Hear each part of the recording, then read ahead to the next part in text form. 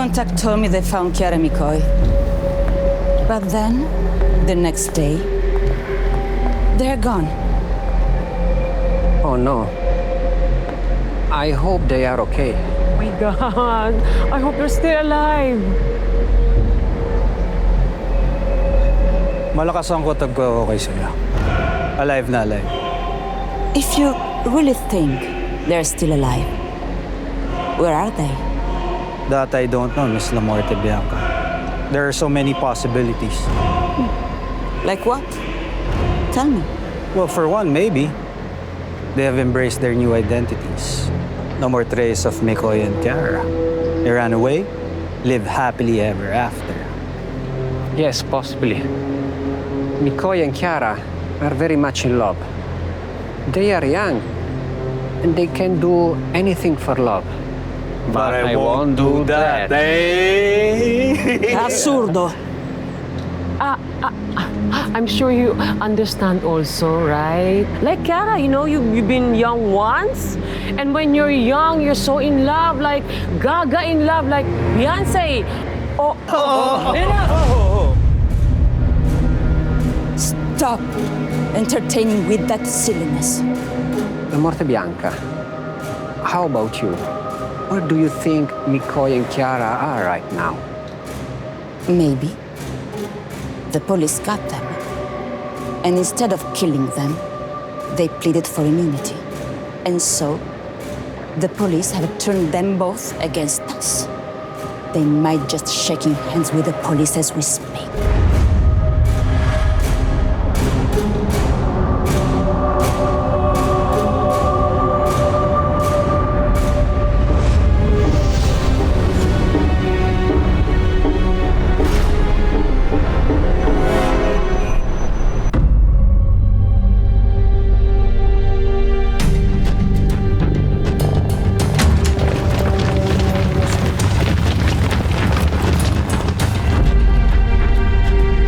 Get them.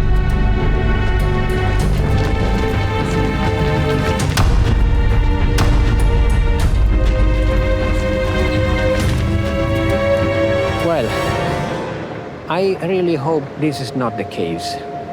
Chiara loves our family very much.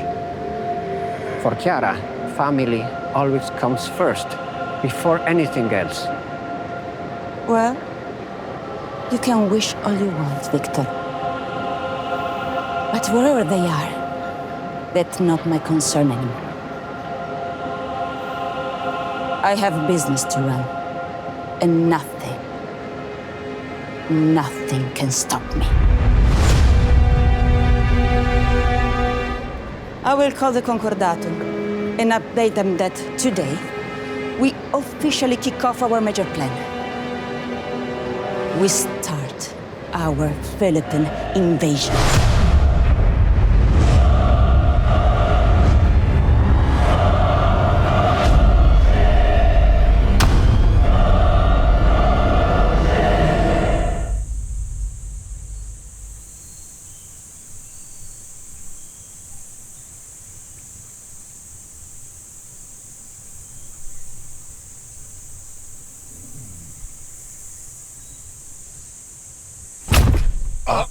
Aray ko!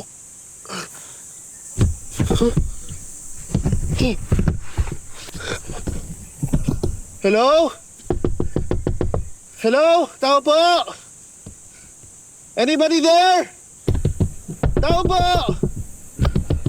Uy, maawa naman kayo! Palabasin niyo ako dito! Hinga, relax, okay? Relax. Hinga. Ganyan. Relax lang. Hinga. Teka. Napanood ko na to eh. Ano ba nakalabas si Umar Thurman dito? Ano ba to? Come on, come on.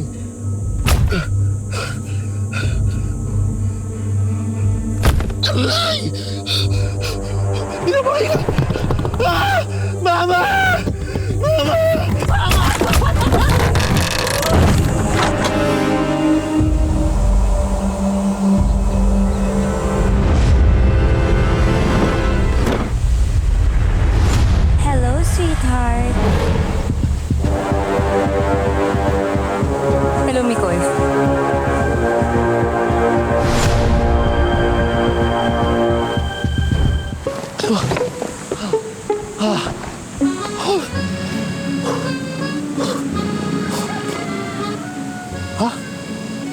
lumusog na hangin with polluted particles. Nasa Pinas na ako. Teka, ano ba nangyayari? Pwede ba? I-debrief niyo muna ako. Ha? Well, sa maniwala ka man o hindi, mas madaling i-transport kayong dalawa na nasa kabaong. Sweetheart, pati ikaw? Niligay ka na sa kabaong. Yes, sweetheart. Pero hindi kasi kasing OA na reaction mo. Okay. E di ikaw na tong cool, calm, and collected. Ako na tong laging over the top lagi. Ang tawag kasi doon, emotion regulation. Don't worry, may protocol naman kami sa agency sa mga ganitong sitwasyon. Allowed talaga kami na gumamit ng kabaong. At binigyan ko na rin kayong dalawa ng strong sedatives para naman hindi kayo ma-claustrophobia sa biyahe. Wow! Thank you, ha. Salamat dun sa strong sedative sa binigay mo. Di ko na alam kung ano nangyayari. Okay, so what happens next? Eto. Dahil hindi pa kayo pumipirma ng immunity agreement, you are still considered as enemies of the law. Kaya kailangan isuot niyo yun. Uy! Naalala ko to, oh. Parang wedding boot lang yung school intrams, di ba? Sweetheart, alam mo, ganito talaga yung setup dati. Pag may crush ka sa school, pupusasan mo siya. Tapos mapasok kayo dun sa wedding booth. Ano na? So kinasal ka na? Hindi. Ito naman, sweetheart, katuwaan lang yun. Tsaka bagets pa ako nun. Maliit na mikoy pa? Late pa. Oh, Kaya pakisuot na. oh, sorry. Oh.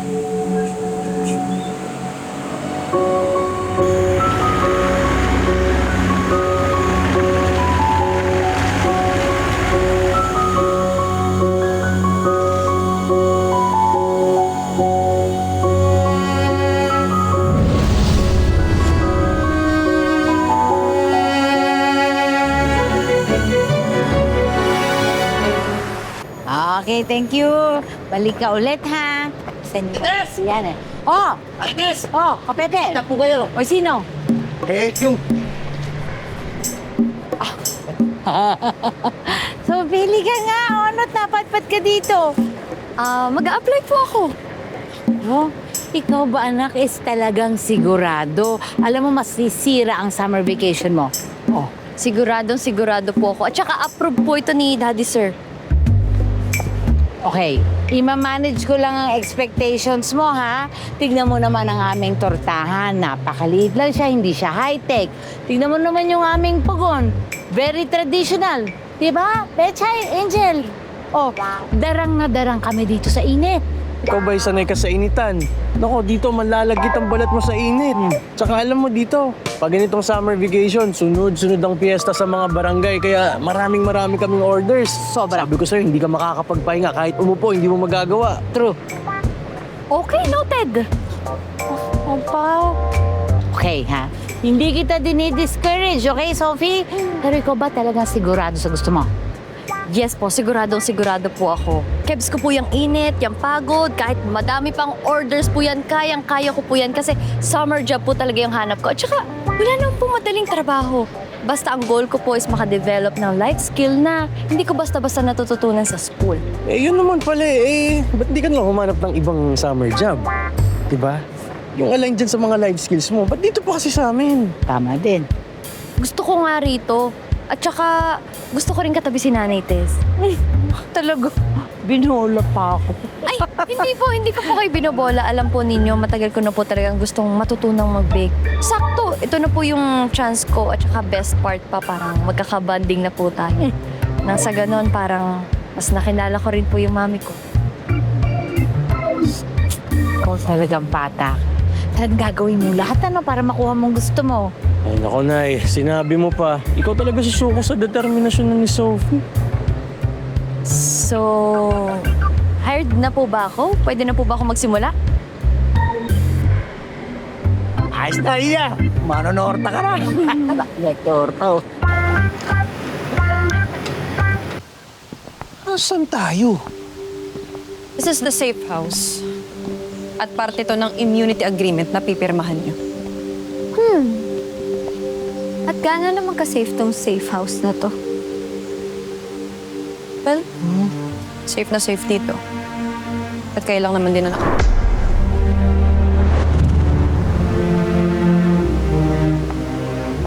Hello, Mikoy. Hello, Kiara. Hello po, sir. Gulat kayo, no? Don't worry. Kami lang to.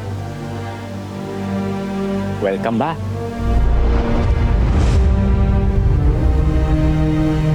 Here we have our agency director, General Norberto Ruiz.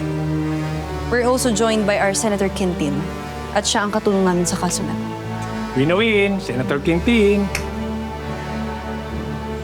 And I believe you have already met Agent Chano. Long time no see, Kiara. Hi. And last but not the least, Police Detective Benjamin. Just call me Ben. Everyone, this is the Fornarina. I survived your assassination attempt. Well, I consider myself lucky. Grabe. Ngayon lang ako na-starstruck sa isang assassin. Ang cute mo pala. Very petite. Tapos magkaposas kayo nung boyfriend mo. Ang cute yung dalawa bagay kayo. You don't seem so dangerous at all. Para kayong mga among mga kuting. Meow.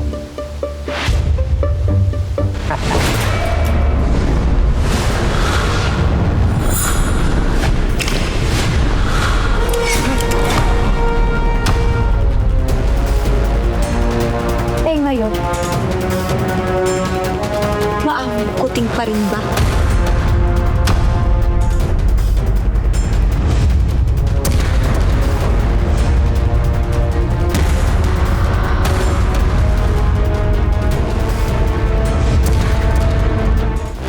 Enough!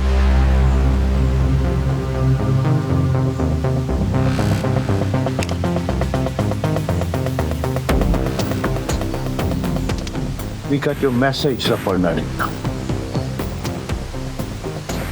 Hindi ka namin minamati.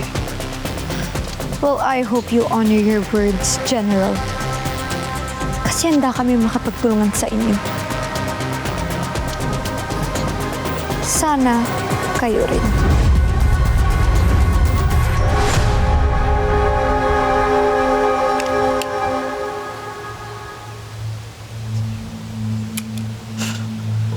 Di ba sinabi ko na sa'yo, ilock mo yung holster mo para di nahabag yung baril mo? Ay, mo talaga. Maluwag na nga to. Pag nagka-bonus kami, hindi ako nabal. Minus points beauty mo sa akin, ha? Hindi ka pala respectful. Well, respect goes both ways, Asian cutie. Yeah, and even sideways. Agent Alex, dalhin mo muna sila sa sala. Yung makikita namin sila. We have to talk about some things first. Sir, I promise you po, malaki po maitutulong ni Kiara sa atin. I really hope you consider our request for immunity. Tsaka, mas fun na rin po dito eh. Sawa na rin kasi ako sa dumplings tsaka sa Hong Kong fried noodles. We have to talk about it first. But for now, iwan niyo muna kami. La Fornarina. Just call me Kiara. Mas simple. And I don't even like that name. Yeah, sweetheart, tara na. Okay? Let's go over there. Hayaan na natin makapag-usap mga boss, okay?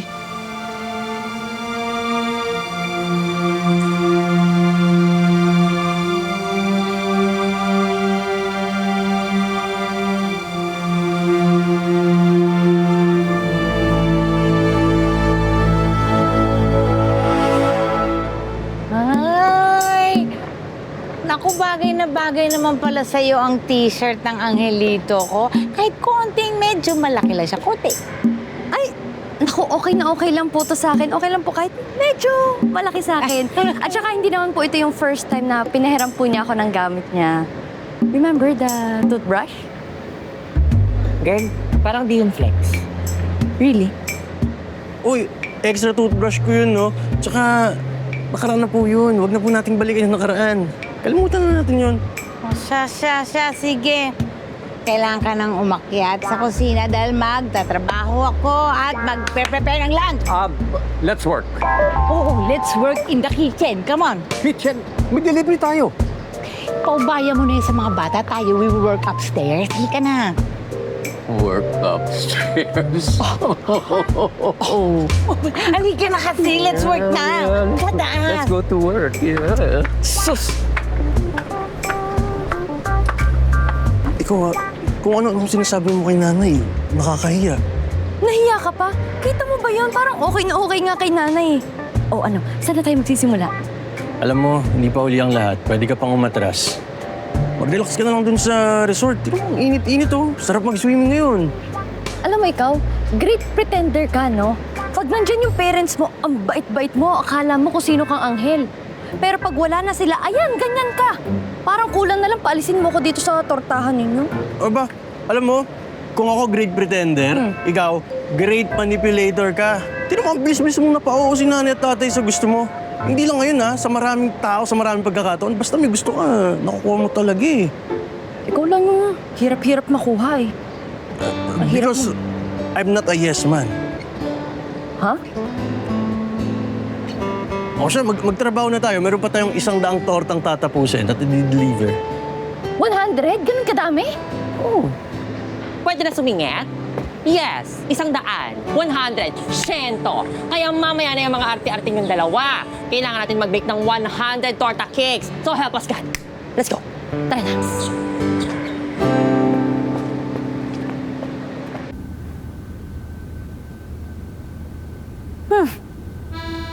Mukhang kailangan ko na magpa-schedule sa nail tech ko. Nachichip na nails ko eh. Alam ko kapag gumaganyan ka, What do you mean? na ayaw mong pag-usapin yung ginawa mo kanina. Ano bang ginawa ko? Sweetheart, what you did was wrong. Okay? No. What I did was right. Siya yung nauna. At alam mo naman na ayoko ina-underestimate ako eh. Kahit na sweetheart, senador pa rin siya. At kahit di sa senador, mali pa rin yung tututukan mo ng baril yung tao. Sweetheart naman. How sure are we that we can trust them? What if meron silang ibang plano kaya gusto nila ng immunity? And what if lang yung sinasabi nila meron silang valuable something na para sa atin? Alam nyo, totoo nga nakakatakot tumingin si Kiara eh. Nanlilisik eh. Pero ganyan yung mga tipong napupol sa charm ko. Bigyan nyo lang ako ng 1 o 2 araw. Mauhulog yan. Promise. Wow, nag-promise ka pa talaga, no? Alam mo yan, Sigara, iuhulog ka pa niyan sa bangin. Dilulu. Ben siya ng focus. Sorry. Kailangan bawas-bawasan mo yung mga violent tendencies mo. Kung gusto mo makapag-deal sa agency, andito tayo para makapagtulungan. Hindi para mapagbarilan. Well, I have my reasons kung bakit ko ginawa yun. Sige nga, bigyan mo ko ng isang magandang rason kung bakit mo nagawa yun. Para ipakita sa kanila na kahit willing tayo tumulong, we remain dangerous at hindi tayo basta-basta mabibilog. Sweetheart, remember, we're sharing valuable information. At kapag tinalikuran nila yung pangako nila, iisa-isahin ko sila. Sa totoo lang, no, ako din hindi naniwala. But my gut tells me to trust them. Alam kong may pasabog na impormasyon si Kiara na kaya magpabago ng takbo ng storyang to. And the fact that she is here with us, face to face, and going against La Motte Bianca, means she's putting a lot on the line. And I hate to admit it, but love is a game changer. Mukhang nabulag na nga siya sa pagmamahal kay Mikoy. She wants immunity dahil she wants a future kasama ang lalaking pinakamamahal niya.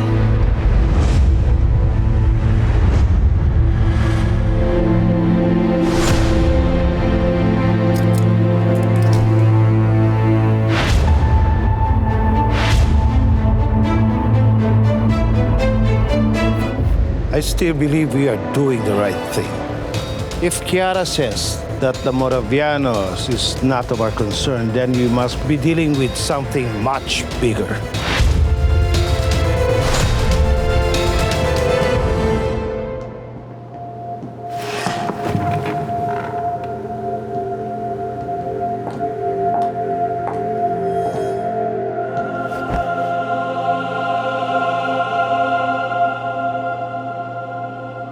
It's good to see everyone. I'm here in Philippines now. First glance, this place is the perfect place to launch the Waka Waka initiative. But why? Crime rate is high, the laws bend easily for the rich, and criminal officials run the government. Perfect to be my guinea pig. And let's not forget, the population is obsessed with their phones and addicted to gossips. Viral news here cross the globe in seconds. Epon. Kung ano man ang information na hawak niya, well, at least you'll be one step ahead of the bigger and more dangerous enemy, other than the Moravianos.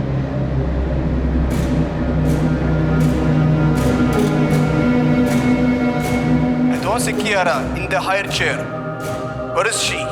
Actually, this is the very reason why I called this meeting. From here now, Chiara Valtrovi is no longer my child. She's no longer worthy of my protection. She's escomunicata.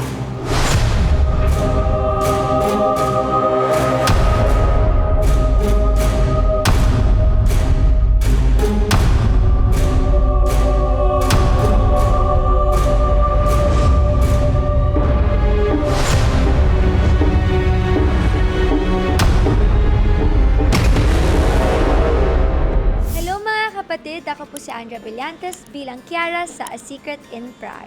Tuloy-tuloy na natin to. Next video na agad. And please subscribe to TV5 YouTube channel.